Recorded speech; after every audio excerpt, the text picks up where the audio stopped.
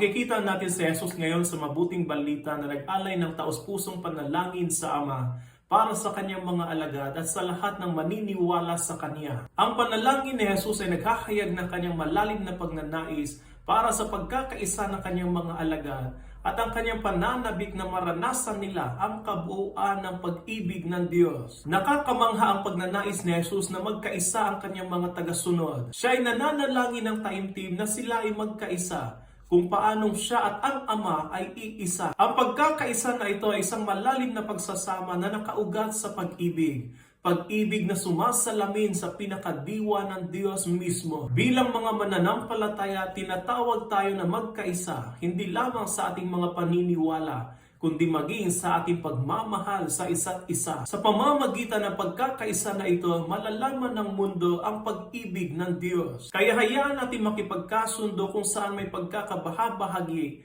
palawigin at ibahagi ang mga biyaya sa mga walang-wala, at ibigin ang isa't isa gaya ng pag-ibig ng Diyos sa atin. Dahil sa ating pagkakaisa, tayo ay nagpapatotoo sa mabuting balita at sa katotohanan ng kaharian ng Diyos dito sa lupa.